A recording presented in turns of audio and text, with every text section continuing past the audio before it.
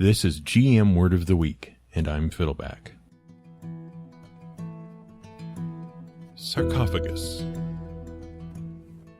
With the scraping sound of stone on stone, the lid of the ancient sarcophagus slides open. Inside, you see the glittering burial relics of the ancient sorcerer king. Based on the way he is suddenly strangling you, he is not happy about being disturbed. Every DM worth their dice knows what a sarcophagus is. It's a big stone box you store a linen-wrapped CR6 undead encounter in. Right? Basically a big stone coffin. But the word sarcophagus is Greek, not Egyptian. And if you know what the word sarcophagus actually means, you wouldn't expect to find a mummy inside. See, sarcophagus comes from the Greek word sarkos, meaning flesh, and phagus, meaning to eat. Yep, a sarcophagus was a flesh eater. Actually, if you want to get technical, a sarcophagus was made out of limestone, or lithos sarcophagus, which means flesh-eating stone. The Greeks discovered that if you put a dead body inside a limestone box, the flesh would eventually disappear. Because obviously, the stone ate it. See? The limestone was really good for decomposition because it was so porous. Meanwhile, the Egyptians, who are famous for their sarcophagi, or at least the contents, discovered nothing of the sort. In the most ancient of ancient Egyptian times, they didn't have much regard for the dead. They tossed them in shallow pits and buried them. But the hot, arid conditions and the dry sand leached all the moisture out of the bodies and preserved the flesh.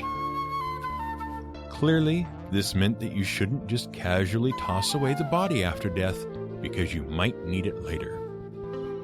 And so, the Egyptians developed two habits: elaborate burial rites in tombs as signs of status and wealth, and mummification.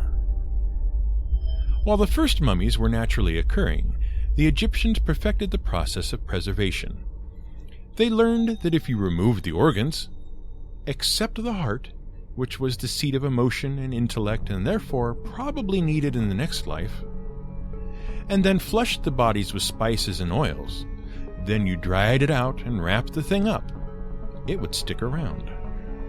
Then you boxed it up in layered coffins, stuck it in a stone sarcophagus, and you really could take it with you. Fun fact, Egyptian priests often wove medallions and amulets into the linen wrappings to ward against evil spirits. So, now you know why we call it a sarcophagus. But why the heck do we call them mummies? There was this black, tar-like substance called bitumen. Honestly, tar-like isn't quite accurate. The stuff was tar. Well, a type of tar. You could find it oozing out of some of the mountains in the Middle East. And this stuff was great. You could use it as caulking, as a waterproof lacquer, as an adhesive, or you could make cement out of it. Some Native Americans even used the stuff to glue arrow and spearheads in place. They also thought the stuff was great for what ailed you. It was highly sought after, especially by Europeans, for its supposed medicinal properties, which it really didn't have. It was also great for sealing caskets and embalming mummies, and the Persians had their own word for this stuff, mumia, sometimes written as mumia or moom. And now you know why they are called mummies, and also why mummies are so damned flammable. But the Greeks didn't call it mumia, they called it asphalt. And the best source for the stuff in the ancient world was a place the Greeks called Palus Asphaltites, the asphalt lake, and what we call the Dead Sea. And now we're back to the Greeks and the dead. So we've come full circle. So what can you do with this in your game? Well, lots of things. Now you know that mummies contain black tar, but that every mummy also has a heart in its chest and blessed amulets in its bandages. You've got to be able to do something neat with those facts. The still beating heart of a mummy? That's got to be an ingredient for something. But you also know about this miracle stuff called bitumen, pitch, or asphalt. It was the wonder product of its day, and it had so many uses. Surely you can do something with that. No? Still not impressed? How about this? Another source of bitumen was a place in Persia called Mummy Mountain. So picture a mountain oozing flammable black tar, and imagine it is a literal mummy mountain. All the seekers of this black Wonder-goo who fall into the tar become undead tar mummies that prey on anyone who gets too close. How's that? Okay. Technically, it's a tar zombie.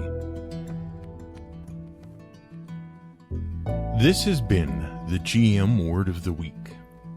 It was written by the Angry GM and recorded and produced by me, Fiddleback. You can find more at theangrygm.com and madadventurers.com.